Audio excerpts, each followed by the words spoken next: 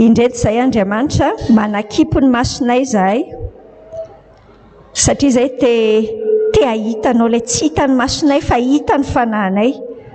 Misaotra anao indrindra ny amin'izany fijoroana vavolombelona rehetrarehetra nandeha teo. Misaotra ny amin'ny zava-mahagaga ataonao amin'ny fiainanay, ny amin'ilay fahasarotana, ny amin'ilay zavatsarotra samihafa fa tao anatin'iny mihitsy no anehoanao ny voninahitra ao. Misaotra ny amin'izay olona tsy tafanjoro teto izy kanefa niaina an'izany ihany koa tamin'ny herinandro lasa iny na mety tsy herinandro lasa fa tamin'ny fiainana mihitsy eny mety tamin'ity androany ity. Miara-mideranao zahay fa Andriamanitra velona ny tomponay, Andriamanitra tena tianay miandraikitra anay manokana amin'ny atsipriany. Misaotra indrindra nampivory anay eto amin'ity efitrano ity ary mametraka etaeta tsy misy avaty anatinay nge fa avy aminao daholo mametraka etaeta ty anatinay ianao amin'ny teninao io.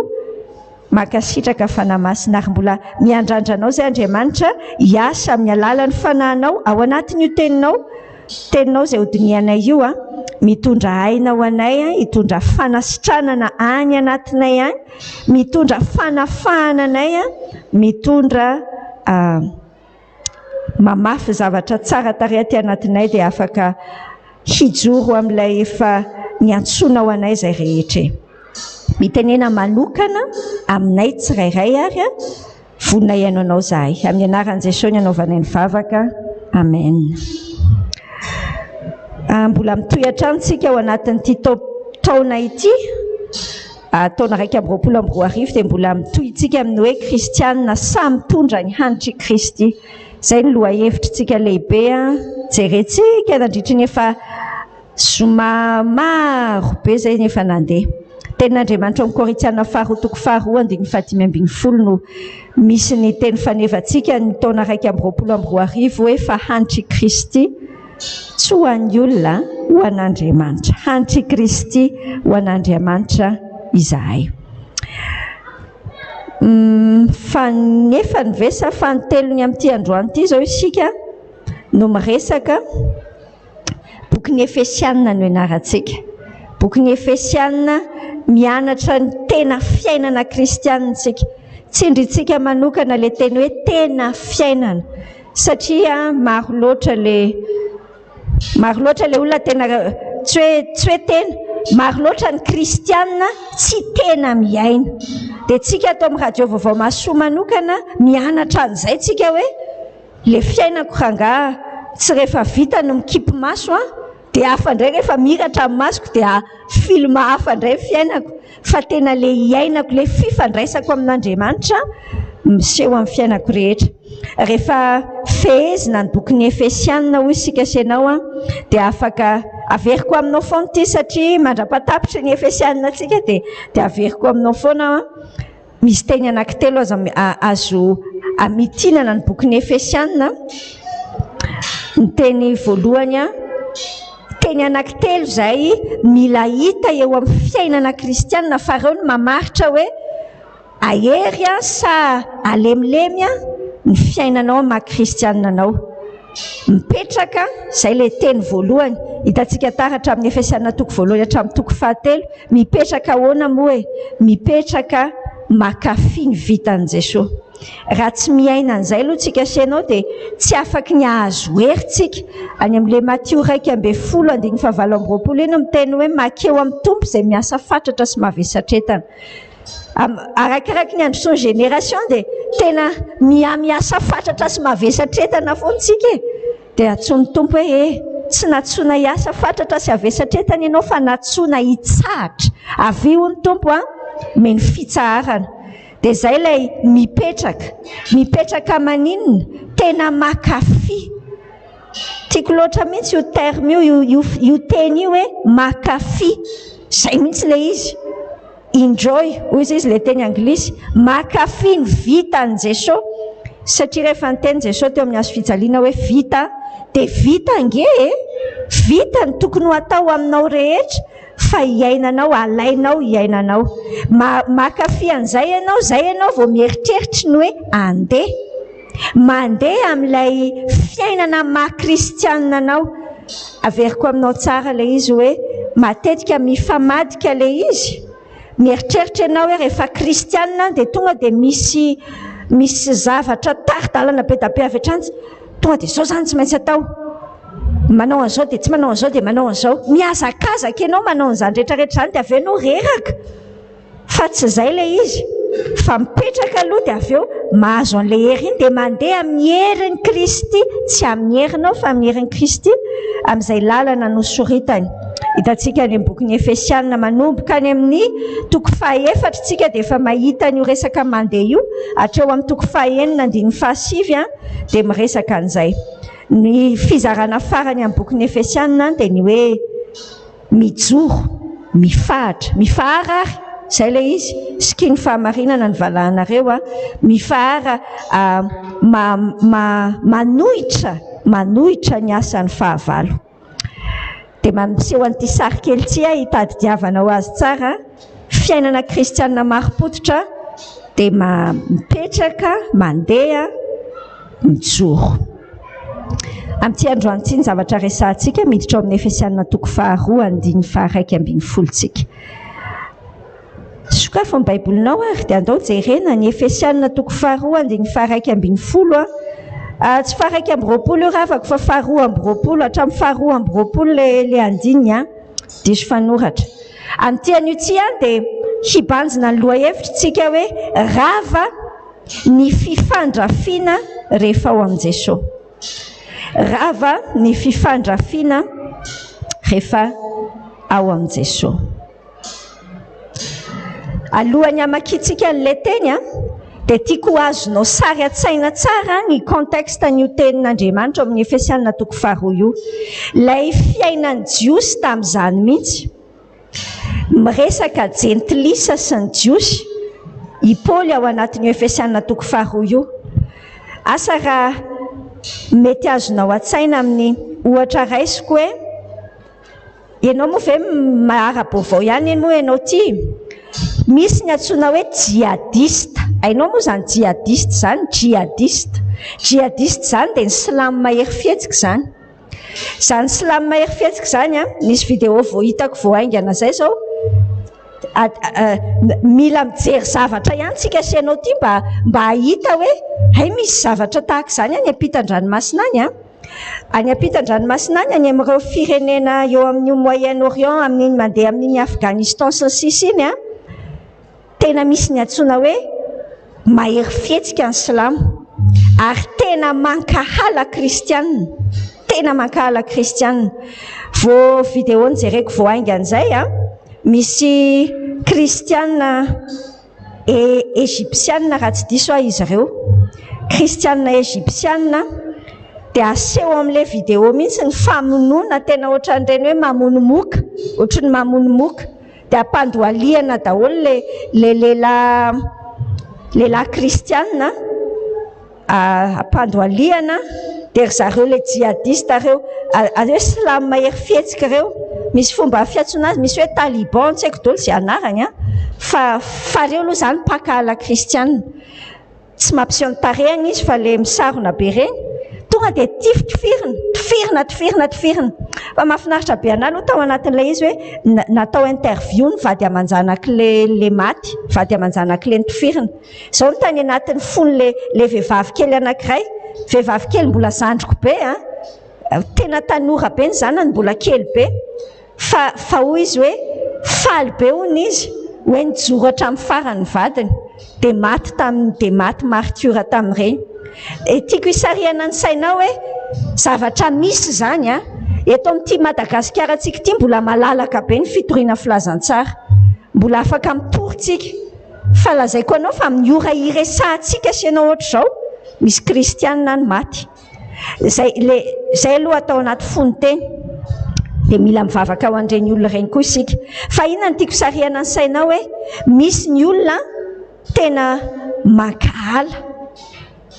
mankahala zany jihadiste zany zao, tena mankahala amerikanina, hitanao le mpanao viverniainy reny, mankahala amerikanina ianao fa matadidy an'izany hoe 1 septambra 2011 moa 2011 ve sa 2001 tsy tadidiko 2001 tena mbola kely akay, tsy kely aka 2001 en septembre. Fa ahoana mahatonga ny olona hoe tonga dia manao viverinyain'ny tenany satria misy fankahalana enjana ny anatiny. Ary tiako ho azonao an-tsaina ny contexte atao anatin'ity Efesianina ity fa misy fifankahalana enjana teo amin'ny jentilisa sy ny jiosy. Indrindra fa ny jiosy. Andraso aloha alohan'ny amakiana ilay Efesianina ihany, andao anie vakitsika senao ao anatin'ny manaisan'androntsika tamin'ny herinandro tao anatin'ny andro vitsivitsy izay, jereo vetivety ange ny asan'ny apôstôly ahitanao ny endrik'ilay izy. Asan'ny apôstôly 10 andininy 720. Izao ny teny ao amin'ny asan'ny apôstôly 10 andininy 720. I Petera no miteny, ianareo mahalala hoy Petera fa fady amin'ny jiosy ny hanandraharana hiantrano amin'ny olona hafa firenena. Hatreo ihany ny vakitsika. Fady amin'ny jiosy. Tena nisy fifandrafiana ngeza be mihitsy teo amin'ny jiosy sy ny jentilisa. Izay le sary. Tsy fifandrafiana fotsiny hoe zavatra tsy mifampirara mihitsy zany jiosy jentilisa zany. Tena misy an'izay fifandrafiana izay. Dia andao amin'izay amaky. Efesianina 2 tsika senao izay ny maso izay tiana hisarihana raha mbola hieritreritra aritsika hoe mieritrereta hoe ao mpamakiana azy olona izay eninao amin'ny fiainanao hoe mandrafy anao. Tiako isaina n'izay manokana ianao fa izay manokana ny resaka tiany tompo resahana amin'ity anio ity. Isaina olona izay miady aminao na samy manana an'izany daholo tsika eto ambonin'ny tany. Samy manana. Mety ianao tsy miady aminy fa izy tena miady aminao. Ohatra ny jentilisa tsy miady amin'ny jiosy fa ny jiosy tena tsy mifandray amin'ny jentilisa. Tonga dia tsy mifandray. 9:20 koa tsarovy fa fahininareo izay jentilisa araka ny nofo ka nolazainy voafora tanana teo amin'ny nofo hoe tsy voafora. Eny tsarovy fa tamin'izany andro izany dia tsy nanana ny Kristy nareo. Fa olo koa azy amin'ny fanjakan'i Israely ary vahiny tamin'ireo faneken'ny teny fikasana dia tsy nanana fanantenana sady tsy nanana an'Andriamanitra teo amin'izao tontolo izao. Fa ankehitriny kosa ao amin'ny Kristy Jesosy ianareo izay lavitra fahiny dia efa nampanan-kekeny rany Kristy. Fa izy ny fihavanantsika izay nahiray antsika rotota ka nandrava ny hefitry ny fisarahana. Fa tao amin'ny nofiny no nandravan'ny fandrafiana dia ny lalàna nisy didina tao ho tandremana mba hanakambanany antsika rotota ao amin'ny tenany ho olom-baovao iray ka hanaovany fihavanana ary ampihavana antsika rotota ho tena iray amin'Andriamanitra no ny azo fijaliana izay namonono ny fandrafiana. Ary tonga izy ka nitory-teny soamafaly milaza fihavanana taminareo izay lavitra ary fihavanana tamin'izay akaiky koa. Fa izy no ananantsika rotota fanatonana amin'ny fanaray ho any amin'ny iray. Koa dia tsy mba vahiny sy mpivahiny intsony ianareo fa tompon-tany, mpiray fanjakana amin'ny olona masina sady akonan'Andriamanitra, natsangana teo ambony fanorenan'ny apôstôly sy ny mpaminany ary Kristy Jesosy ny fehizoro indrindra. Ao aminy no irafetan'ny rafitra rehetra mitombo tsara ho tempolo masina ao amin'ny tompo. Ary ao aminy no miaraka orina koa ianareo ho fonenan'Andriamanitra amin'ny fanahy. Amen. Amin'ity anio ity izany tsika hibanjina aloha hevitra hoe rava ny fandrafiana rehefa eo amin'ny Jesosy. Ao amin'ny Jesosy. Hiditra amin'ilay 9:20 tsika aloha. 9:20 sy 2:20. Ny zavatra tenenin'ny Paoly rehefa miteny voalohany eo izy miteny izy hoe koa tsarovy. Miverina indray io teny hoe tsarovy eo amin'ny 2:20. Eny tsarovy. Misy zavatra antitranteriny Paoly mihitsy zany eto hoe tandremo re sao dia adinonao. Tandremo sao dia adinonao. Ny zavatra rehetra voalaza teo aloha tany amin'ny toko voalohany dia ny tapany voalohany tamin'ny toko 2. Mila tsy adinoana zany zay mba ahafahanao migoka tsara ny aty amin'ny toyany. Tsarovy. andao aloha tsika sianao apatsiahy indrindra ihany koa sao dia androany ianao vao nanaraka ny fampianarantsika dia mila tadiditsika fa inona ny mila tsarovana ary tian'Andriamanitra ho tenenina anao hoe isan'andro mila tadidinao fa zay no ahafahantsika mipetraka tsara.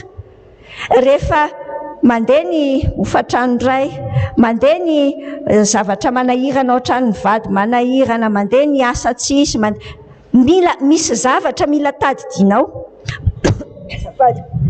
Zavatra mahavariana amintsika, misy zavatra mora tadiditsika ary matetika ny zavatra ratsy ny tena mora tadiditsika. Matetika ny olana, matetika ny zavatra mangidy izay ny tena tadidinao. Androany miatra hatrany ilay tenin'Andriamanitra ny amin'ny Romanina 2:20 andiny fa 2:20 tadidinao ilay teny ilay milaza hoe aza manaiky ho resiny ratsy ianareo fa reseo amin'ny sony ratsy. Ity fitadiditsika sianao ty androany ny tompo hitanao ny teny atao anaty Baiboly tsy misy mandehandeha fahatany zany. Rehefa répéteny, rehefa averiny 2 fois indroa miverina ny teny, mila tadidiny, mila jerenao tsara zay tsarovana tsara. Ry Paul ninona mila tadidinao, misy zavatra mila apatsahivina anao. Andao apatsahivitsika vetivety sady tsy apatsahivitsika fotsiny fa ndao visena ty anatitsika. Zavatra anankisivy no ampatsahiviko anao anatin'ity izay efa nianarantsika, mila hitombenanao tsara, hipetrahanao tsara fa miankina amin'io no hoe manahoana ny tontolo andronao, ao anatin'ny tebotebo foana ve ianao sa ao anatin'ny tahotra sa milamina tsara. Raha tadidinao fa ianao ange ka nofidin'Andriamanitra talohan'ny fanorenana an'izao tontolo izao. Eritrereto ange tadidinao zany dia ianao ve hiferinaina rehefa misy iteny tsy fitiavana anao? Fa tadidio, tsarovy fa nofidin'Andriamanitra talohan'ny fanorenana an'izao tontolo izao ianao. Nofidina tao anatin'ny be da be lavitrisy ange ny olona ponina eto ambonin'ny tany génération antsika any amin'ny 7 lavitrisy any fa iza moa ianao io? Fa ianao io no nofidin'Andriamanitra. Ao amin'ny toko 1:4 zany. Tsarovy fa notendren'Andriamanitra, prédestination dikan'izany notendrena zany. Notendrena amin'ny fitiavana ianao, tsy notendrena satria tsisy atao izy dia notendrena ianao, tsy zay fa notendrena amin'ny fitiavana ianao, natsangana ho zanaka. Nomeny ianao mihitsy ny papeurasy officielle rehetrarehetra manambara hoe zananangana anao ho zanaka. Zany ve ny tadidinao? Jerenao tsara dinio ireo zavatra tenentsika ireo dia dinio ange rehefa ianao ilay miferinaina kely iny fa matetika ilay zavatra tsy tokony ho tadidiana ho any tadidinao. Tsarovy fa avitra ianao, navotana ianao nge efa avitra. Avitra ianao noho ny rany JESOA, tsy hoe mbola mipaka 2022 vao hilatsaka ny rany JESOA fa efa nalatsaka. Efa avitra nge ianao ianao mieritreritra ao anatin'ny problème anao tsy mbola nisy ohatry ty hatrenenana, hipira ianao zao no miteny ohatry zany. Ny problème anao tsy tadidinao ay moa zay efa avitra. Ny rany JESOA zany ange mba navitra antsika amin'ny zavatra rehetra efa voavela helika ianao. Amin'ny fahadisoanao tsy ny sasatsasany ihany fa ny rehetrarehetra. Toko 1:7 zany. Tsarovy fa ampahafantarin'Andriamanitra anao ny zava-miafy ny sitrapony. Ndrasiny antsika hieritreritra kely an'izany, sainy daholo ilay zavatra resantsika. Tadidinao ve zany?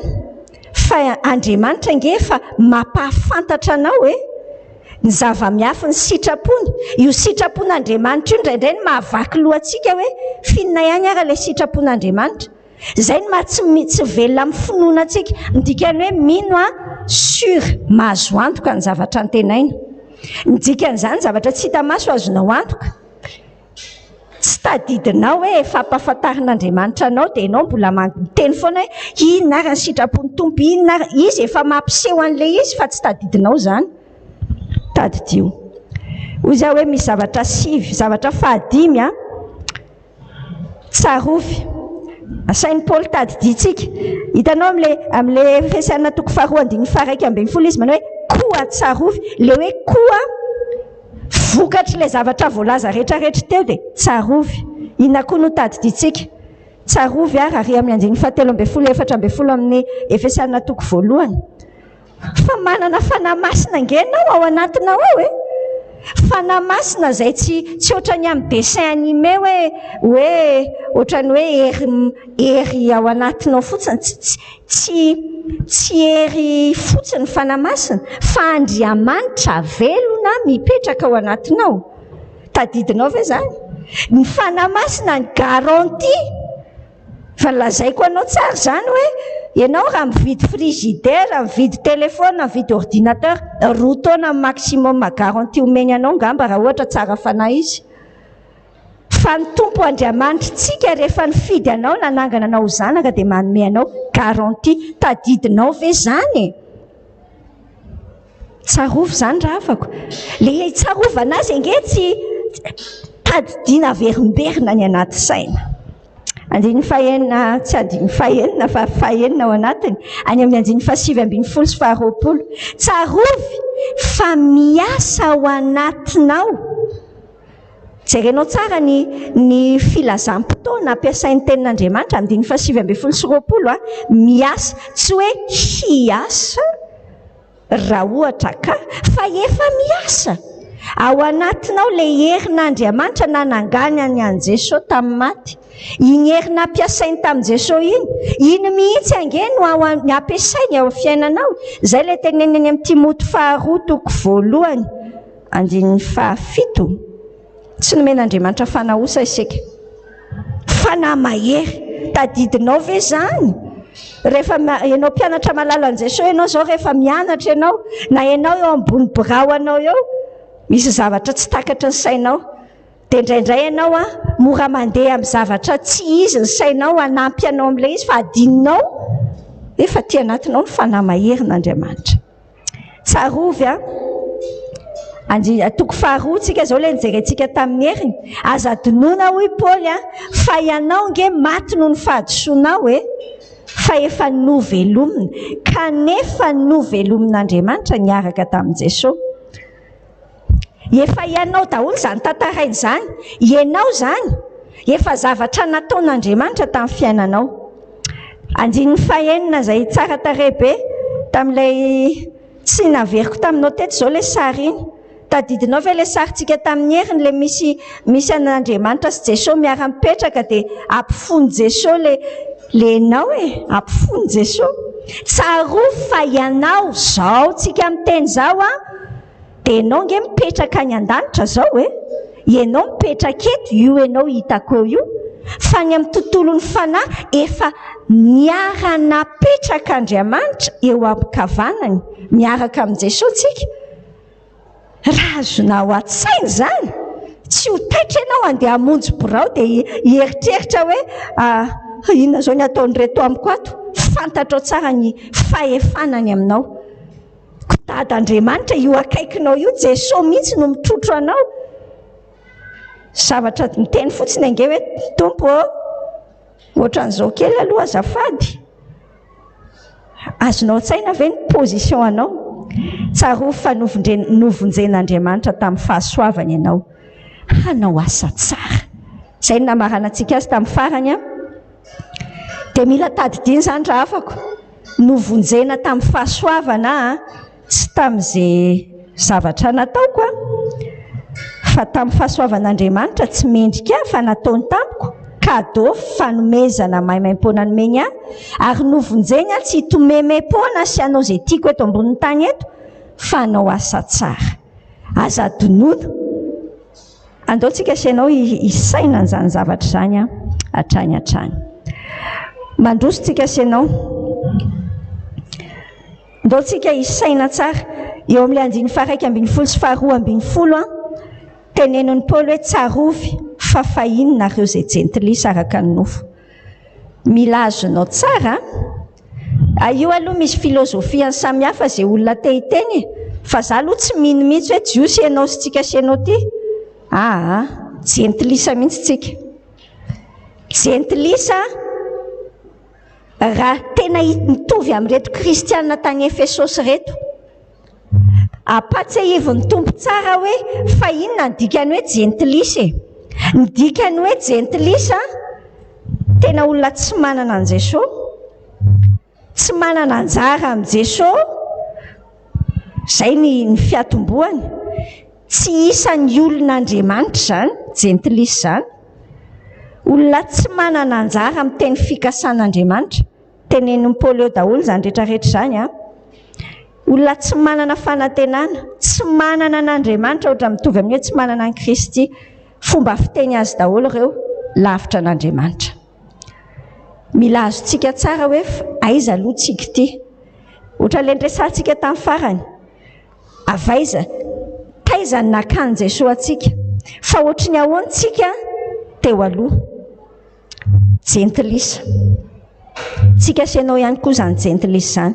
Dia mila tadiditsika hoe zay tsika ray manontolo. Tsy manana an'Andriamanitra, tsisy fanantenana. Ary mila voaraintsika tsara hoe ny olona rehefa tsy manana an'Andriamanitra, tsisy fanantenana. Na manana harena be tahaka n'inona ary izy. Tsy misy zavatra aharitra mandrakizay mihitsy amin'ny fiainany rehefa tsy tafiditra ao amin'Andriamanitra izy. Tsarovy ny toerana nisy anao fahiny. Fa ahoana kosa?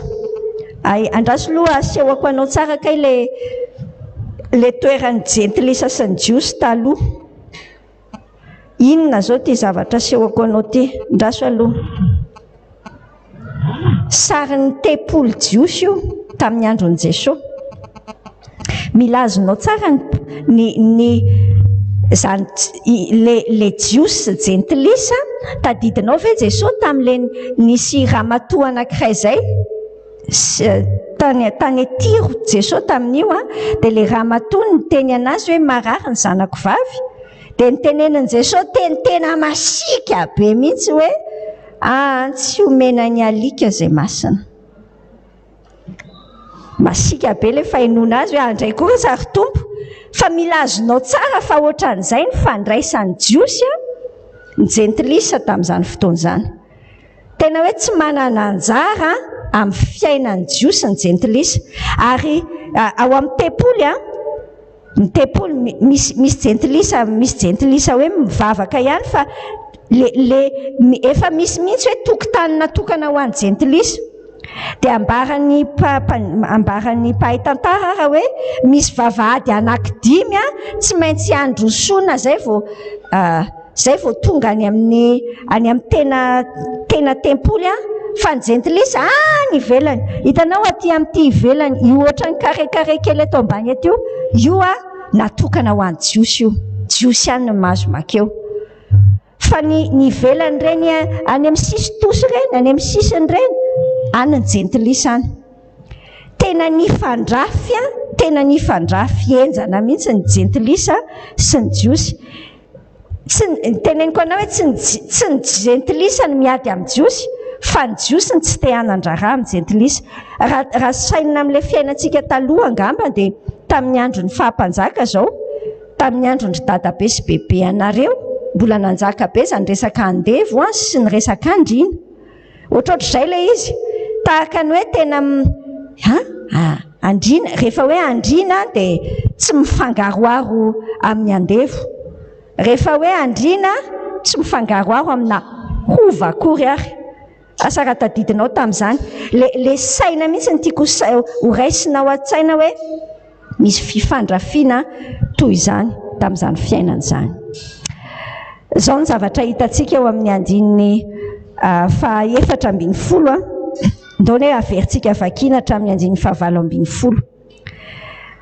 Andininy faha-efatra ambin'ny folo hatramin'ny valo ambin'ny folo. Fa izy ny fihavanantsika, izay nahiray antsika rotota ka nandrava ny hevitra ny fisarahana, fa tao amin'ny nofony nandravany ny fandrafiana, dia ny lalàna nisy didina tao hotandremana mba hanakambanany atsika rotota ao amin'ny tena ny olom-baovao anankiray, ka hanaovany fihavanana ary hampihavana atsika rotota ho tena iray amin'Andriamanitra no ny azo fijaliana izay namonony ny fandrafiana.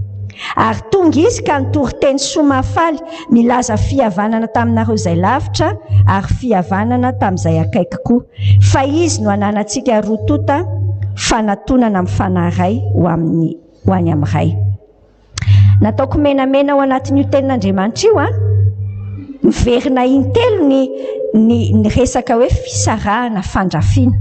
Miverina imbe dia be ny resaka hoe nakamba no iray fihavanana na mpihavanana natongavan'i Jesosy teto ambonin'ny tany raha avako.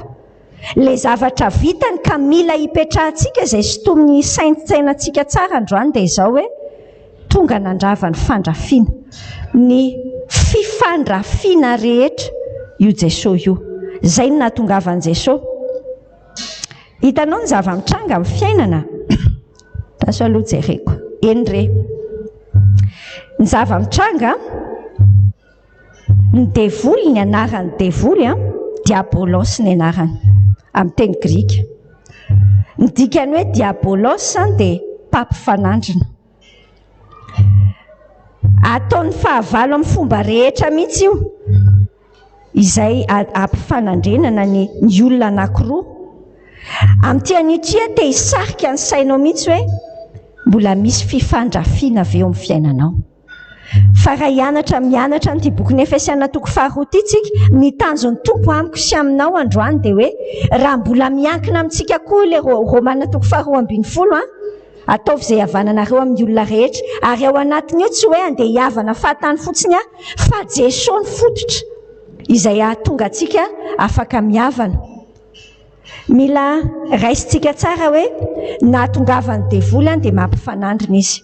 Jerenao ange ny zavatra rehetra, tsy misy olona eto ambonin'ny tany hoe mitovy izany, tsisy. Misy fahasamihafana daholo ny olona rehetra. Raha maka mpivady fotsiny izao tsika ohatra, ny mpivady rehefa ilay mbola tsy mpivady izy aloha dia ohatran'ny mety tsara ihany eny miady ihany izy indraindray na matetitetika, fa amin'ny ankapobeny mandresy le fitiavana mbola miredareda. Rehefa mandeha mandroso fa vitany raha-panambadiana, eo amin'izay vao dia lasa ohatran'ny misy lopingeza be ny fahitana hoe ary ianao hanina za nefa ohatr'izao. Tamin'ny maly moa izay tao amin'ilay fikambanantsika chef NG, rehefa lakamisy ilay izy zany miara-mandinika tenin'Andriamanitra sy miara-mianatra eo dia hoe ny zavatra voaraiko tamin'ilay fampianarana maly hoe samy manana ny valeur ny olona tsirairay, samy manana ny inona ny ianao no mahasarotiny anao, inona ny ianao zao no mahampamora tezitra anao, inona ny ianao zao no mora mahampamora tezitra anao. Ohatry ny ianao zany tezitra ianao rehefa avelan'ny vadinao eny ambony fandriana ny bakirarony, tezitra be anao fa maninona foana ilay bakirarony eny ambony eny satria ny valeur anao any anatinao any ny maha izy azy anao ny ina moa ilay hoe valeur amin'ilay teny gasy, ny sotoavina maha izy azy anao ny fototra ny aminao hoe izay ilay izy hoe tsisy fotony ianao zany rehefa tsisy valeur, fa ianao manana ny valeur anao. Ny ahafantaranao azy rehefa hoe inona ny mahatezitra, mora mampatezitra anao, iny ahafantaranao azy. Ny valeur anao ange ianao zany le olona tia filaminana, fa ny valeur an'ilay anankiray mety olona tia mitandro ny fotoana izy, dia izy maikamaika eny izy miasa ny zava-dehibe aminy dia hoe vita ilay zavatra ataony. Le izy tsy amin'ny voaloha tsy misy hoe diso inona akory, fa ny olana ny devoly izay foana ny asany, mamisisika ny anatin'ny fiainantsika any izy mampifandrafy, mahatonga ny hoe hitanao miariary hoe tsy mety amiko mihitsy, dia avy eo lasa any amin'ny fitsarana any misy an'izany mihitsy ny antony divorce, antony fisaraha-panambadiana hoe incompatible, tsy mifanaraka hono ilay mpivady. Mampimenga izany fa tsisy mpivady mifanaraka izany mihitsy. Raha mifanaraka ao dia mahavariana ihany fa olona natao hifameno ny mpivady. Ny olona mihitsy eo fiarahamonina misy atsika, fa zao ny olana raha afako ny fahavalo. Vao misy fiombonana olona anankiroa na mihoatra, ny devoly tamy eo anome fifandrafiana zay ny ataon'ny devoly voalohany eo. fa zay ny antony tompo anao hiala ny maizina any makety amin'ny fahazavany aninona hitondra fampihavanana. Sambatra ny mpampihavana hoy ny any amin'ny Mateo 5 fa izy ny antsoina hoe zanak'Andriamanitra. Ary zay mihitsy manahaka ny dadantsika isika rehefa mampihavana, rehefa ny fihavanana, rehefa tsy le fihavanana tenenin'ny malagasy am'le fihavanana etsy miteny hoe fihavanana nefa ary kibay kelika tia kelika ihany. Tsy zay le lazaitsika, tsy zay le fihavanana tenenina, fa le fihavanana mihitsy hoe za aloha aty anatiko madio ny foko. Ny ampatonga an'izay madio fo zay tsy possible zay raha afaka raha tsy misy Jesosy miditra amin'ny fiainanao. Ary ny asany natongavan'ny tompo mihitsy handrava an'io fifandrafiana io. Androany zany te hamperitreritra anao manokana. Iza zany zao mbola misy olona ve amin'izao fotoana zao tsika senao miresaka zao, eninao hoe mandrafy anao na tena misy fifandrafiana mihitsy. Atsony tompo ianao, atsony tompo manokana. Androany ianao mitondra le fihavanana. Ao amin'ny Kolosiana 1 andiny 1:20 sy ny 2:20 dia zao ny tenan'ny tompo hoe ary ianareo izay oloko azy fahiny sy fahavalo tamin'ny sainareo no ny fanaovan-dratsy no efa nampihavaniny ankehitriny. Tao amin'ny tenany nofony tamin'ny fahafatesana mba hatolo no masina sady tsy hanatsiany amam-pondro eo anatrehany. Manipika tsara n'ilay voalaza tao anatin'ilay izy ahoana ny fomba andravan'i Jesosy an'izay fandrafiana izay. Zay nahatonga ny tompo maty teo amin'ny hazo fijaliana, na nolorany tenany, nahatonga azy ho faty mba hatonga ny hoe rava izay hevitra izay. Raha jerentsika tsara lay tenin'Andriamanitra eo amin'ny andin'ny 5:20 zao ny teny eo amin'ny andin'ny 5:20 hoe fa tao amin'ny nofiny no nandravana ny fandrafiana. Tovy amin'ilay Kolosiana teo mihitsy dia ny lalàna nisy didy natao ho tandremana mba hanakambanany antsika roa tao amin'ny tenany ho olom-baovao iray ka hanaovany fihavanana. Tamin'ny vahaolana tariby tamin'ny farany teo moa nisy nanontany an'io fanontaniana io hoe misy olona miteny hoe tsy mila tandremana intsony hono ny didy no io tenin'Andriamanitra io, tsisy dikany intsony daholo ny didy satria hono hoe efa hoe ny lalàna tao amin'ny nofony nandravan'ny fandrafiana dia ny lalàna nisy didy natao ho tandremana dia hoe tsy mila mitandrina lalàna intsony. Diso tanteraka aloha zany tonga hanatanteraka ny lalàna ny tompontsika fa tsy hoe andrava ny lalàna. Zay ny tenin'ny raha teo tonga mba hanatanteraka izy fa tsy andrava. Dia le hoe tokony le contexte an'io mihitsy tsy resaka fandravana lalàna hoe tsisy dikany intsony zany ny lalàna rehetra, fa lay fandravana, ny fandrafiana nataon'i Jesosy mba tsisy elanelana intsony hoe jiosy tia jentilisy tia, fa lasa tafaray nakamban'Andriamanitra ho iray ao amin'ny tenan'i Jesosy isika rehetra. Galatiana 5:20 dia manambara hoe fa ianareo rehetra dia zanak'Andriamanitra amin'ny finoanan'i Kristy Jesosy. Ahoana ary ny ahafahantsika hoy isika sianao hoe rehefa ao amin'i Jesosy tsika dia rava le fandrafiana. Io tsy terena ataonao terivay manta fotsiny hoe ato amin'i Jesosy zany dia tena mila miezaka tsy hiady amin'ny ranony. Efa hitanao ihany le film fa na miezaka ary ianao dia ohatrany tsy mety ihany le izy. Fa ahoana misy zavatra tiany tompo amboarina mihitsy atao anaty saintsika ato. Ahoana le izy? Le fomba fijerintsika an'le olona nge taony namboarin'i Jesosy, le nahafatesan'i Jesosy dia lasa manova ny position an'ny olona tsirairay eo anatrehan'Andriamanitra. Ary eo lay hijerentsika an'le olona. Mahatonga le fandrafiana ty anatintsika ty, mahatonga tsika tahaka ny hoe mbola misy elanelana amin'le olona, mijery an'le olona tsika dia mahita hoe tsy tia io olona io, ohatr'izay ny hitako ao anatiny, satria mbola ny masoko no hijereko azy. fa tiany tompo anana fomba fisainana amin'ny hoe andao hijery ny olona io amin'ny mason'Andriamanitra ary eo anatrihan'Andriamanitra ny raha avako hoe jereo tsara io teny io nareo izy dia zanak'Andriamanitra amin'ny finoanan'i Kristy Jesosy tsy ny olona rehetra ny zanak'Andriamanitra rehefa miteny rehetra io Paul tsy ny olona rehetra io tsy le rehetra mi'leritreretintsika hoe ay i olona rehetrarehetra jentilisa sy tsy manana ny Jesosy io olona efa galatiana ny teneniny teo fiangonana tany Galatia midika ny olona efa mpino ny resahana andao tsika hiresaka manokana zany zao ny amin'ny hoe tsika samy mpino mila saininao tsara hoe ay moa zanak'Andriamanitra koa io le sary zany any amin'ny jaonany tenenan'ny tompo tsara hoe tahaka ny tiavany ray no nitiavako anareo dia aoka ho ny tompo izany koa ny fankatiavanareo kosa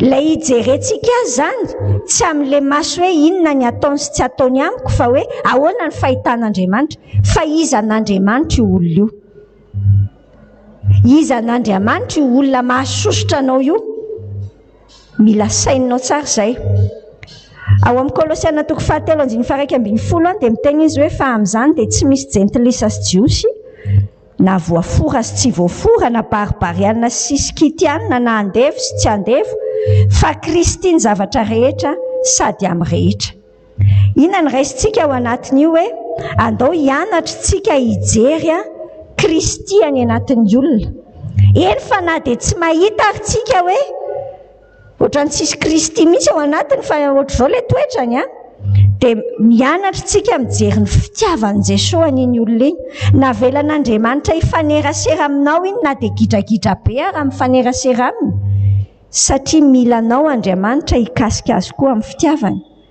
satria tian'Andriamanitra hanefenanao ho tefena ianao isaina hoe tsy voatery tsy hainao ihany angeny tiany tompo hoe izay fomba fisainana izay tena nanampy be mihitsy amin'ny fijeriny olona amin'ny fijerenavana ny olona hafa ay moa tian'Andriamanitra ohatran'ny fitiavana anahy koa izany ny fitiavana n'iny mandreraka be iny eritrereto tsara ange izay tian'Andriamanitra ohatran'ny fitiavana anahy tian'Andriamanitra ohatran'ny fitiavana an' Jesosy za tiako be mieritreritra an'izay fa azonao an-tsaina moa fa ohatran'ny fitiavany an' Jesosy koa ny fitiavany an'iny olona iny rehefa misaintsika amin'ny Korintiana 2:5-7 dia izao no teny ao hoe Andriamanitra ao amin'ny Kristy ny nampiavana an'izao tontolo izao taminy ka tsy nanisa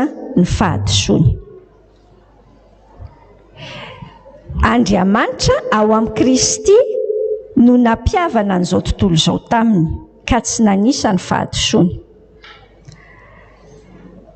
ny zavatra hitantsika dia nanome an' Jesosy Andriamanitra nanome an' Jesosy Andriamanitra mba hahatonga ny hoe ny olona tsirairay na ratsy toetra be tahaka n'inona azy izy dia tian'Andriamanitra hampihavanina aminy ary maty ho an'iny olona iny mihitsy Jesosy aty amin'ny fiainantsika maha-kristianina antsika dia misy hatrany tsy fanainitsika koa raha atao anatintsika ato hoe fa tahaka ny hoe lasa misy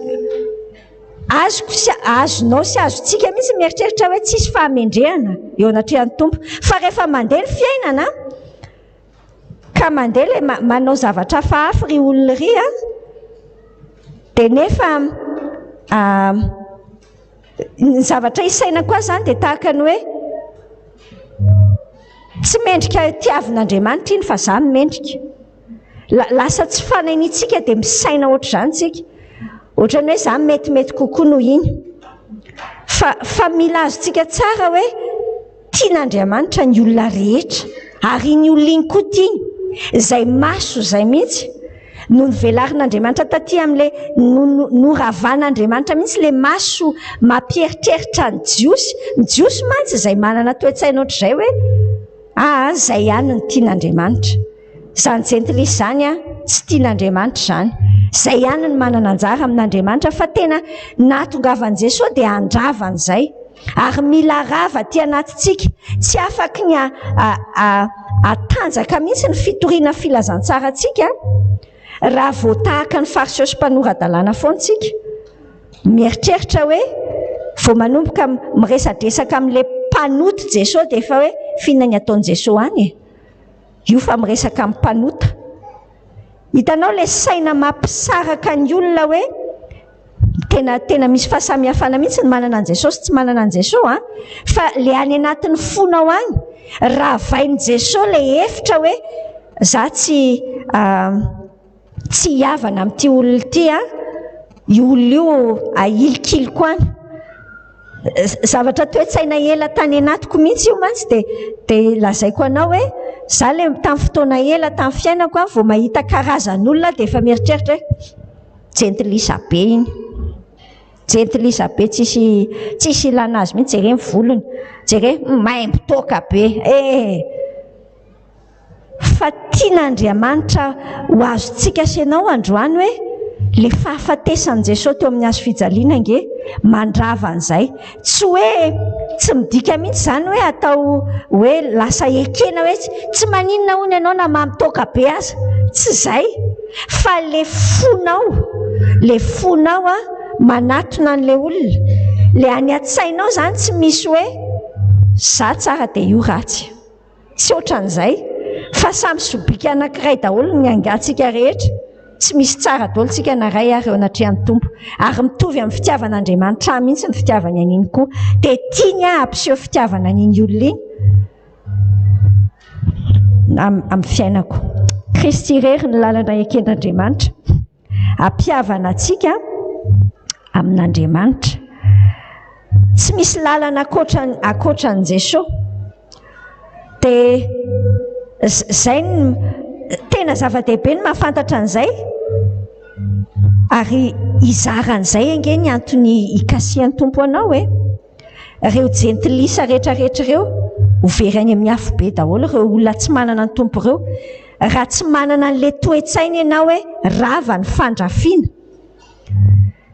Hitanao ny olana amin'ny fitorianany filazantsara ny fiangonana matetika le fiangonana tsy any ny makatsy le fiangonana tsy ny makatsy fa le olona tsy pino any ivelany any tsisy mikitika fa reny manahirana miresaka amin'ireny fa androany tena tiany tompo andeha lavitra kokoa mihitsy ny saintsika hoe mavesatra any anatin'ny fony tompo ireny antony nahafatesany mihitsy mba hahatonga antsika hoe ho fitaovany eo ampelantanany handravan'izay efa noravany le izy fa tena ampiatra an'izay fampihavanan'Andriamanitra ny olona amin'izay.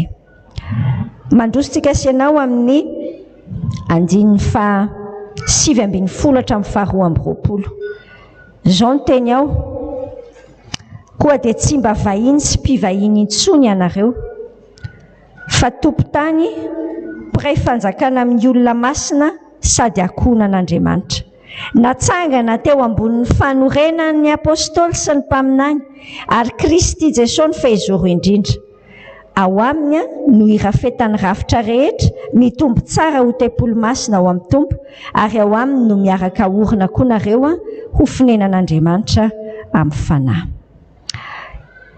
Inona zavatra raisitsika manaraka zao andao fantarinao tsara ny toerana misy anao sy ny maizy azy anao vaovao. Taloha ianao tao anatin'ny fiainana jentilisa taloha ianao tao anatin'ny fiainana lavitra an'Andriamanitra fa noho izay fampihavana nataon'i Jesosy zay dia ianao zao tafiditra ho akaiky an'Andriamanitra dia andao raha fantaritsika sy ianao tsara ny toeranao ny toerantsika sy ianao sy ny identité anao zay le maizy azy anao zay raha tsy fantatrao tsara zay dia manjary tsy afaka mitoetra tsara ao anatin'le izy ianao. Zavatra anankidimy ny zavatra resantsika fantaro ny toerana misy anao sy ny maizy azy anao vaovao. Voalohany teneniny tenin'Andriamanitra eo hoe rehefa nampihavanan'Andriamanitra amin'i Jesosy tsika dia tonga tompo tantsika izao fa tsy vahiny intsony. Andao ne sainina tsara Mieritrerety ianao rehefa mivahiny any an-tranon'olona. Ohatrany ahoana ilay ianao sadaikadaikatra iny. Fa impiry amin'ny fiainantsika kristianina, amin'ny fiainantsika sy ianao no miaina an'izay sadaikatra izay ianao amin'ny fanjakan'Andriamanitra. Sadaikatra ahoana? Tsy sahy ianao miteny tsara any amin'ny Hébreu 4:12 dia miteny ny Tompo hoe ndao tsika hiditra ampahasahiana manoloana ny seza fiandrianan'ny fahasoavany. Fa impiry tamin'ny fiainanao ianao tsy sahy. Androany ny Tompo miteny aminao mazava hoe ianao ange tsy vahiny intsony fa efa tompon-tany. Izany mihitsy ilay ambarany, tompon-tany ianao. Mpiray fanjakana amin'ny olona masina. Fantatrao ve ny arena ao anatin'izany hoe arena ny fahefana ny zo ao anatin'izany hoe tsy vahiny intsony Ohatrany ahoana ianao rehefa ao an-tranonareo ao? Izay ilay ravako ilay mipetraka tsara. Rehefa ao an-tranonao ao ianao za moa matetika rehefa mipetraka za tiako be foana mampiakatra tongotra eny ambony seza. Dia indraindray ianao mety gaga rehefa mandray marary dia varim-bariana dia lasa ampiakariko eny ambony seza ny tongotro. Fa misy fotoana manahirana be raha ohatra ka any an-tranon'olona ianao izany dia tonga ianao dia hipetraka dia ampiakarina ambony seza ny tongotrao. Ohatra manahirana. Satria misy fomba mahasadaikadaikatra. Hoe sao dia mahasosotra, sao dia manala baraka. Fa ohatran'izay tsika matetika aty amin'ny fiainantsika tsy mbola ilay mipetraka tsara. Nefa izay mihitsy ny atao amin'ity Efesiana 1:7 taminao hoe mipetraka mankafy.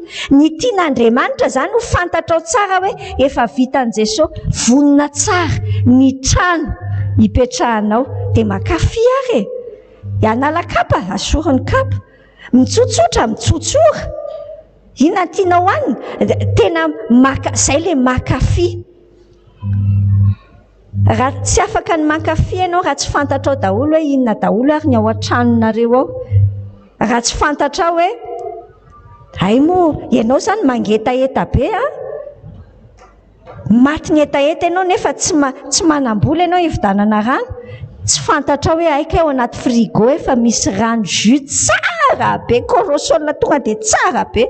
Ianao eto maty ny etaeta.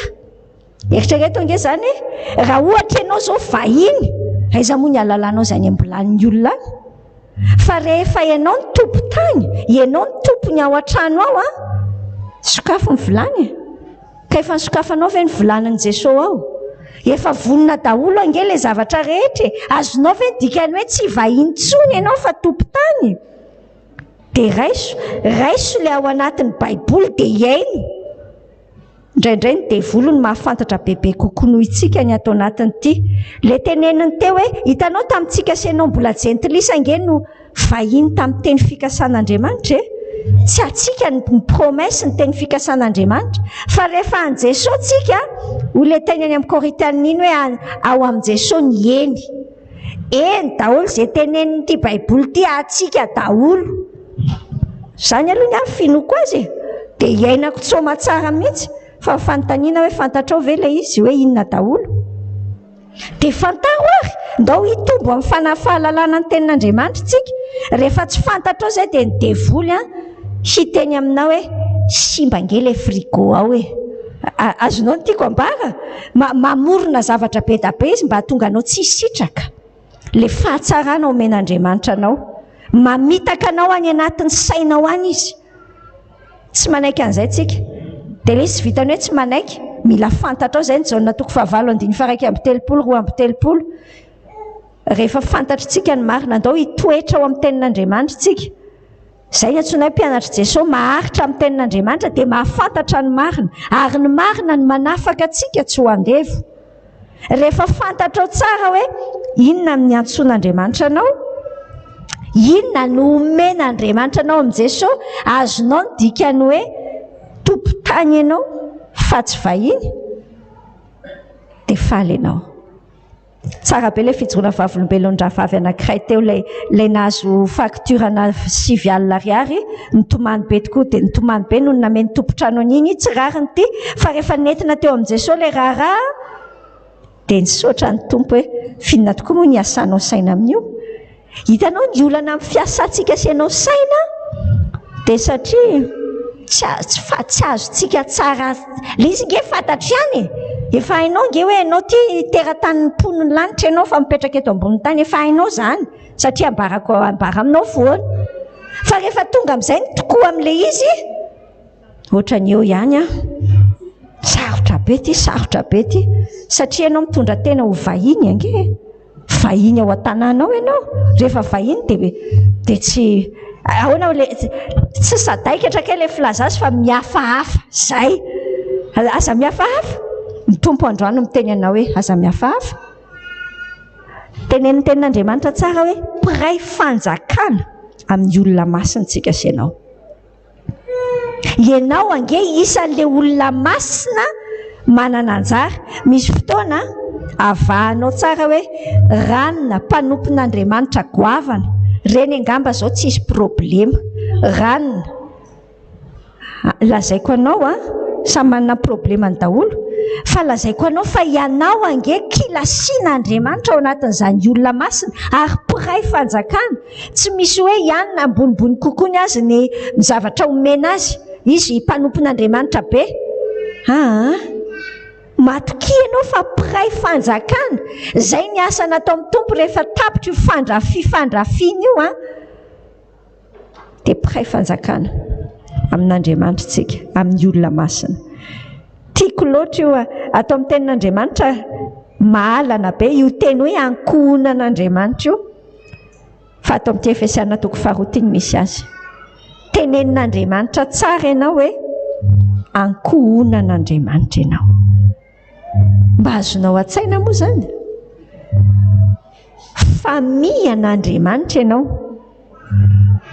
tahaka ninona ny fizesitiavany izy rehefa hoe ohatrany hoe manao fivoriam-pianakaviana dia terakianina na manao inona le any am-piangonana manao vokatra isan-karazany iny fanateram-boka fetiny taranaka atsona ny fianakavian-dranona. Misy fianakaviana any amin'ny fiangonanay ny ambanivohitra misy an'izany mihitsy dia ohatrany hoe mifamono lolo ve sa hoe ahoana ny fomba fiteny azy hoe satria isaina mihitsy zany ilay izy dia mahataloha mahavatra mihitsy ry bebe anay miantso tonga hafa daholo mba tsy ho afa barakitsika lalina be zany le ho amin'izao tontolo izao aloha taranaka ranona misy anarana tonga dia misaonina be mihitsy fa fantatrao ve ny anarana tonga dia le misaonina zany ohatrany hoe sonnerie be dia wow tena taranaka zany fa ianao nge ankohonan'Andriamanitra tsy hoe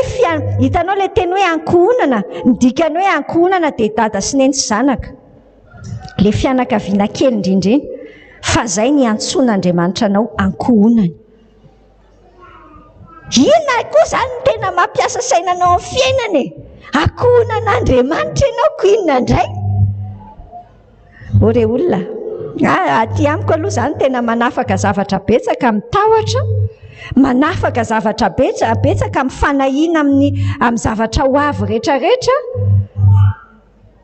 dad'Andriamanitra nge dadanao ange Andriamanitra le izy hoe efa hainao foana fa androany ny tompo mbola mamerina amintsika tsara mba hahatonga antsika ho tafapetraka ohatra sady efa reradreraka ihany dia mipetraka tsara ohatran'izay dia mipetraka makafy an'ilay Jesosy miankina tsara averiko aminao tsara ny dikany hoe mipetraka fa ny poahanao ny lanjanao ray manontolo dia apetraka eo amin'ilay seza fa impirimpiry ho atsika sy ianao no paozintsika dia tia ilay seza Jesosy dia tsika eto amin'ny sisy tosikely eto ataovy ohatr'izao nge paozinao zay fotsiny ary dia efa reraka be mihitsy zany satria manao seza rivotra be mihitsy ianao amin'ny fiainana satria fantatrao teorika fa ankohonan'Andriamanitra ianao raha mampanangan-tanana anao nge za miteny hoe iza zanak'Andriamanitra dray zanak'Andriamanitra daholo fa rehefa tonga le fiainana tsy manana dadandriamanitra indray ianao fa hidada toranina angamba hoe iny ihany ianao hidada toranina tsy nanavitra antsika tsony dada totsindrana intsony ina ny asanao saina amin'izay dada totsy manavitra tsony raha ohatra ka tsy nanavitra tsony ny tompo hoy aho taminao tadidiko tamin'ny martervelasy iny dia hoy aho foana naverimberiko taty anaty saiko sy teneniko aminao hoe raha feraparan'Andriamanitra raha feraparan'i Jesosy no nivoaka dia izay tsika sy ianao no tena loza maty tsika fa tsy mety mivoaka angeza amin'ny feraparan'Andriamanitra zany nga izy mety maty ary tsy hoe tsy mety maty fotsiny fa eo izy mianao tsy miah fotsiny efa nanomana zavatra rehetra zavatra tena Andriamanitra nge izy fa tsy hoe olona fotsiny dadantsika eto ambonin'ny tany olona voafetra fa Andriamanitra tsy voafetra. Zavatra faefatra tenenina ao amin'ny 9:7-12 dia izao hoe natsangana teo amin'ny fanorenan'ny apôstôly fa tsy apôstôly natsangana teo amin'ny fanorenan'ny apôstôly tsika ary Jesosy ny fehizoro. Ina moa zany fanorenan'ny apôstôly zany? Ny fampianarana atao anatin'ity tenin'Andriamanitra ity. Io no hitsangananao any amin'ny Korinthiana faharoa mandeha miampita vetivety kely any tsika sy ianao Korinthiana voalohany fa tsy faharoa toko fahatelo ary amin'ilay andininy 10 ary tsika manomboka mamaky Korinthiana voalohany toko fahatelo andininy 10 manomboka mamaky izao no teny ao hoe araka ny fahasoavan'Andriamanitra nomenao i Paoly tahaka ny fanaony mpitamarika mahay no nanaovako ny fanorenana ary ny hafa ny mandrafitra eo amboniny nefa aoka ny olona rehetra hitandrina izay arafiny eo amboniny fa tsy misy mahay manao fanorenana hafa afa-tsy izay atao dia Jesosy Kristy. Ianao natsangan'Andriamanitra teo amin'ny fanorenany apôstôly ny fanontaniana hoe na manaiky mitsangana eo mihitsy ve ianao efa nataon'Andriamanitra le izy fa ny olana miaraka amin'ity Andriamanitra ity raha ataontsika hoe olana dia tena miankina amin'ny safidintsika hatrany izy. Izay no mametra an'Andriamanitra eo amin'ny fiainantsika. Voafetra ny safidintsika sy ianao Andriamanitra. Raha ny tena izy hoe natsangana teo amin'ny fanorenan'ny apôstôly efa nomeny antsika zany ny zavatra ilaina rehetra mba hahatonga antsika ho trano be an'Andriamanitra. Fa misy fotoantsika ny fikasan'Andriamanitra ny sary zany hitanao rehefa hoe anangana trano dia maka architecte zany le mpamboatra trano dia atao tsara tarehy be ny sary. Le sarin'Andriamanitra ny anatin'ny sainy any tena efa tsara tarehy be mihitsy. Manana fikasana tsara aminao Andriamanitra. Atsangana eo amin'ny fanorenan'ny apôstôly dia Jesosy le fototra ao anatin'le izy. Fa ny olana eo le planin'Andriamanitra le trano tsara tarehy be zany fa ianao ary amin'le trano bongo kely ary any ianao no manorim-ponenana dia avy eo ianao mitaraina hoe fa iza ihany ary zany fiainana be dia be meny Jesosy zany nefa ianao diso trano satria ny safidinao mety tsy fananinao akory fa nety ny fahavalo ianao fa androany teneniny tompo aminao tsara ianao ve tena mijoro eo amin'le fanorenana natsangany apôstôly. Inona moa zany ny tenin'Andriamanitra ny dikan'izany fanorenana natsangany apôstôly zany le zavatra voalaza ao anatin'ny ny fiainan'ny apôstôly ny fiainana kristianina dia nampitaina amintsika atao anatin'ny baiboly ato. Mijoro amin'izay ve ianao amin'ny fiainanao? Sa fantatrao zay rehefa tonga ny andro alahady, fantatrao zay rehefa manao sampana any am-piangonana, fa rehefa tonga ny fiainana andavanandro tsy tadidinao le izy. Ianao efa nifindra trano ary amin'ny trano bongo. Ny sary any anaty saina zany samy efa niteneniko anao iny sary iny fa natao amin'ny SE tamin'ny sabotsy dia nanampy abe ny sainan'izay hoe hoy taminao teo aloha misy olona anankiroa ao anatinao. Fa ny sary indray zany zao dia ny sary hisarihana ny sainao dia misy trano anankiroa ao anatinao ao. Misy an'ilay trano be aorin'Andriamanitra, misy ny rehetrarehetra ao anatiny, vonona tsara dao ny zavatra rehetra. fa le trano aloha dia mikatona daholo ny efitrefitra ao anatiny ao fa miandry anao izy hisafidiny hamoan'ilay izy. Dia misy trano zay le trano amin'ny fanahy, mandeha amin'ny fanahy miditra ao amin'io trano io. Fa misy trano anankiray, ianao efa nahita an'ireny trano gasy tady rodany ireny? Efa ambenana fotsiny sisa fa efa mitritra le trano gasy be ireny. Ohatran'izay le trano-drazana saina fiantsoana azy ireny. Ohatr'ireny le nofinao ao anatinao ao. Trano ohatran'iny. Impiry ianao mivezivezy eo ianao ary mbetsaka tsy amin'ile trano azy. Dia ianao zany tompo mitatebe nge ty trano ty e. Dia any amin'ny tontolon'ny fanahy samy miteny hoe fina nefa ny tena ataonao amin'ile trano ao e. Fa ngatsy efa ho amin'ny Jesosy ianao. Sy any amin'ilay fanorenana naorin'Andriamanitra ianao no mitoetra. Satria ilay izy ange tsy Andriamanitra no tsy hoe batao amo Jesosy, batao e. Tsy mety. Safidinao ilay izy hoe ho atsy amin'ilay trano atsy ianao sa ho atsy. Manoloana ny tranga tsirairay amin'ny fiainantsika dia sainao ange zay e. Atsy amin'ny trano-drazana indray ianao zany mipetraka sa atao amin'ny trano be. Azo antoka tena hoe ny rehetra ilaitsika. Zay ange le any amin'ny Filipiana 4:7-7. Andriamanitra manome zay tokony ho atsika araka ny hareny voninahiny. Zay ny filma miseho ao amin'ilay trano be. Fa atao amin'ilay trano ato sarihany devoly akato foana ihany tsika satria ohatrany atony efa mahazatra e. Dia mandeha miverina kely ao aza manaiky makaotsony. Andao tsika hitoetra tsara amin'izay fanorenana nananganana atsika natsangan'Andriamanitra ho atsika. Eo amin'ilay andininy farany verina any amin'ilay boky ny Efesiana teo tsika. Manambara izy hoe raso aloha ny sokafana ny Baiboly. Ao aminy no irafetan'ny rafitra rehetra mitombo tsara ho tempolo masina ao amin'ny tompo. Ary ao aminy no miaraka orina koa nareo ho fonenan'Andriamanitra amin'ny fanahy. Tempoly fonenan'Andriamanitra amin'ny fanahy. Zay ianao zao. Tempoly fonenan'Andriamanitra amin'ny fanahy. Efa hainao trano zay teny zay hoe tempolo ny fanahy masina ianao. Korinthiana 1:3-7. Korinthiana 1:5 mbola mamerina antsika an'izay ihany. Fa androany averin'ny tompo tsara fantaro ny toeranao. Fantaro ny mahamasina anao. Le apatsahivon'ny tompo atsika e. Ndikany hoe masina dia olona voatokana ndikany hoe masina. Voatokana ho fonenan'Andriamanitra ianao, ho tranon'Andriamanitra.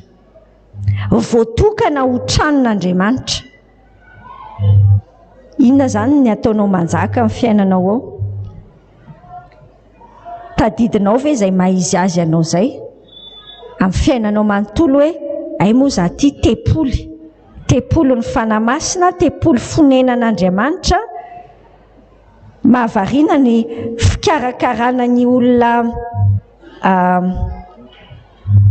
sainy tsotra be fotsiny ange hoe misy olona manakaja be ho avy ao an-tranonareo. Na miteny fotsiny ary pasteranareo na rimopera na tsy fantatro olona manakaja be ao fiainanao hiteny hoe amangy anareo any zay. Na ndia atao hoe hamoaka zazavavy hono nareo zany hanambady ny zanakao taky ninona ny fihetsiketsehany. Diovy daholo rakizy diovy daholo. Amboarina daholo ny zaridaina, amboarina raha manan-katao ianao verina lokoina ny trano etsetra. Satria hoe andray olona manakaja. Fa le olona raisitsika tsy hoe vahiny fa le Andriamanitra mihitsy no mipetraka ao amintsika. Indraindray tsika lasa mahazo fahazarana ve rehefa samy ela maray roa ao dia ohatrany tsy te hivaky loha loatra tsony. Ohatra miena ny fahalalanao ny fahamasinan'Andriamanitra. Andao iverintsika amantatra tsara androany, iverintsika atadidy hoe masina nge Andriamanitra e. Tsy toa, zay ny anaran'Andriamanitra. Ary afaka manatona an'Andriamanitra tsika tena hoe noho ny fahasoavany. fa ny zanak'Israely ho averiko aminao tsara fa taloha ny zanak'Israely na le manonona ny anarana hoe Jehova raha tsy azo ny atao, tsy vitany manao azy. Tsika sianao lasa manononona fatany an'izany fotsiny, voafingana ianao dia efa voatononao daholo ny karazana anarana rehetra. Ao anatin'izany ny anaran'Andriamanitra tahaka ny hoe mitovy amin'izany. Azonao le tian'Andriamanitra hiverina ny an-tsaintsika mihitsy ny fahamasinana ny toeran'Andriamanitra ary ny toerana ametrahany ianao hoe tena mendrika, toerana manakaja be nge zany hoe tepolin'Andriamanitra ianao. Zany ianao fonenan'Andriamanitra. Andriamanitra te honina ao aminao ao dia meteza atadidy an'izay amin'ny fiainanao andavanandro. Ao amin'ny Filipiana 4:7 andiny 2 sy 1:20 zao le tenin'Andriamanitra hoe fa ny fanjakantsika dia any an-danitra ary avy any ny andrasantsika mpamonjy dia Jesosy Kristy tompo izay anova ny tenany fietretenantsika ka hitovy endrika amin'ny tenany voninahiny ary araka ny fiasan'ny heriny izay ahaizany mahampanaiky ny zavatra rehetra ho azy. Inona zavatra tsy piantsika ao anatin'io teny io? Ampatsiahivana anao tsara hoe ny fanjakantsika any an-danitra, ny fanjakantsika efa hiainantsika dian'izao zay miaina ny fanjakan'Andriamanitra ety ambonin'ny tany, mahafantatra ny anatin'ny sainao ianao hoe ambassadeur ny lanitra ianao, ambassadeur mpitondra iraka solon'ny Kristy ianao. Ny filazan'ny tenin'Andriamanitra azy any amin'ny Korintiana 4:20 ny fanjakantsika dia any an-danitra. Fampiarana ary mieritreritritsika senao mandinika an'io Efesiana 4:2-2 fantaniana mipetraka amintsika dia ity. Ianao koa ve afaka tena mahita hoe misy mahasamihafa ny fiainanao taloha sy ankehitriny? Aseho an'i Paoly tsara ao anatin'io tenin'Andriamanitra io hoe taloha nareo ohatr'izao dia izao ianao ohatr'izao. Za zao tamin'ny fiainako tena nahita taloha sy ankehitriny be mihitsy tamin'ny fiainako. Nanomboka tamin'izay 2014 zay efa nandray an'i Jesosy hatramin'ny 88 fa rehefa nofo azy mitompondray mandeha tena misy hoe talohan'ny 2014 dia ohatr'izao. Tao aorianan'izay tena miaina zay vao tena tafapetraka tsara tao amin'i Jesosy. Hatramin'izao mbola mianatra an'izay hatrany fa ny fiainanao ve mahitanao an'izany? Raha mbola tsy ahitanao hoe misy fahasamihafana tsara dia mandiny aloha fa sao dia mbola ao amin'ny trano bongy any ianao fa mody mety le izy. Mety nasiany devoly paozina frigo tao dia paozina zavatra mitovitovy amin'ile tena trano fa aika tsy mbola tena izy. Inona ny fiovana nentin'i Jesosy teo amin'ny fiainanao? Ndao hoe samy hamaly an'izany any anatiny fotsika. Amin'ny herinandro manaraka tsy ao antsika ity dia ivereny ireo fanontanian'ireo. Raha mandika ianao dia adikao dia saintsaino. Inona tokoa re? Fa aza manaiky hoe tsisy fa tsy possible. Raha ohatra ka tsisy le izy dia ny dikany mbola ao amin'ilay trano gasy tadorava ianao zay. Fa zay ao amin'i Jesosy misy zavatra miova. Tsy tenenako anao hoe miova tanteraka fa tena miova tanteraka amin'ny fiainany. Andao sika sianao hoe tao amin'ny Fihaonan'ny Mpihaino tsy hoe mety foana tsika dia mety foana fa fotoana fandiniana mihitsy zao 3 volana mialohan'ny hafaran'ny taona. Andinika tsara ianao inona zany Jesosy ny fiovana nianatra zavatra be dia be antsika ity. Dila zany fiovana nentin'izany tamin'ny fiainanao.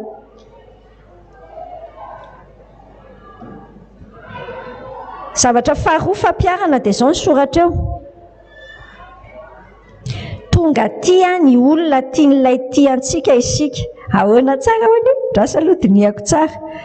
Tonga tia ny olona tian'ilay tiantsika isika. Hitanao rehefa misy olona tena tianao be dia lasa tianao ny zavatra tiany.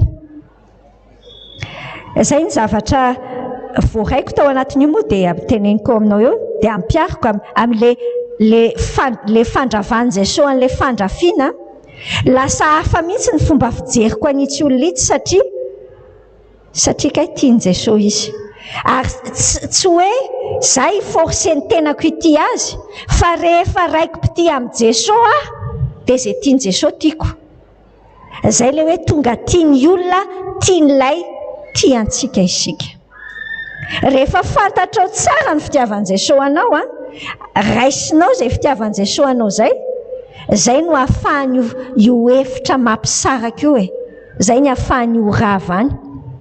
Tonga tiany olona tian'ilay tiantsika. Zavatra fahatelo dia fanontaniana no ametrahantsika azy. Jesosy nandrava ny hevitra ny fisarahana rehetra. Efa navelanao handrava ny hevitra tany aminao tany ve izy? Mety mbola misy fisarahana. Le tenin'Andriamanitra miaraka amin'ilay Romanina 12 io ampiarahantsika amin'io. Romanina le ao amin'ilay 12 eo amin'ny andininy fa tsy 12 akory le jereko. Eo amin'ny andininy 17 20 ka. Miomana anao zay mahamendrika eo masony olona rehetra dia 17. Raha azo atao dia ataovy izay havananareo amin'ny olona rehetra. Tsy miteny aminao ny tompo tsy tompona andraikitra amin'le eritreretin'ny olona aminao ianao. Hoe izy tsy anaiky io amelany heloka ao, izy tsy anaiky havana aminao. Tsy tompona andraikitra amin'izay ianao, fa ianao tompona andraikitra ny ianao. Ny tiany devoly aviana dia tiany ataony misy lopo be foana hoe tsy tianao iny ohatr'izao ny sainy iny. Ianao ve efa nanaiky ho ravan'i Jesosy zay hevitra zay le any aminao any. Ampiasain'ny tompo ianao amin'izany. Andao amin'ity androany ity samy saintsaina mihitsy tsika hoe tompo efa navelako tokoa ve ho ravanao zay zavatra evitrevitra rehetra mampisy fisarahana. Ny dikany raha misy fisarahana tsy avy any aminao tsony le izy, fa le olona mety mbola tsy te hiavana, fa ianao heninao any anatinao any fa maivana ianao madio ny fonao eo anatrehan'izay. Zavatra farany amin'ny alalan'i Jesosy ihany no aneken'Andriamanitra hiavana amin'ny olona sy hahatonga ny olona afaka hiavana. Tsy misy lalana hafa fa haintsika tsara izay Jaona 4:12 izay mampiavana ny olona amin'Andriamanitra. Tsy misy hoe asa tsara atao, tsy misy hoe fivavahana ity ny tena mamety. Jesosy ihany. Ny fahalalantsika an'izay no andao hampiazakazaka antsika hoe rehefa tsy mihavana amin'Andriamanitra ngera olona reo ka verany amin'ny afo be. Zay le maso tiany tompo ho ananantsika androany hoe tsy hitentsika hoe aleo very any. Indraindray mampitehiteny an'izany le olona rehefa tena mafy lovelona be fa ravan'ny tompo izay fomba fisainan'izay ty anatintsika fa tiany tompontsika hitory ny fampihavanan'Andriamanitra amin'ny alalan'i Jesosy. Ary amin'ny alalan'i Jesosy ihany ny afaka hihavana ny olona anankiroa. Raha tianao no hoe misy fifamatorana tena fifankatiavana araka ny sitrapon'Andriamanitra tsy maintsy Jesosy aloha ny ampanjakaina. Jesosy ny fototra ao anatiny dia andao miverina amin'izay tsika.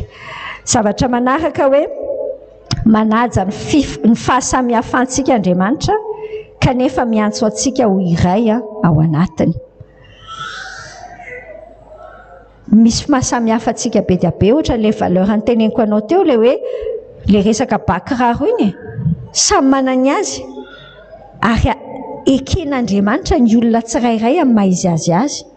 Ndao hianatra an'izay koa tsika eo amin'ny atrehan'ny tompo miantso antsika Andriamanitra ho iray, tsy hitovy fa ho iray. Azonao moa fa samihafana an'izany, tsy ho lasa uniforme. Ohatrany hoe manao tablier uniforme zao fiantsoana tablier mitovy daholo.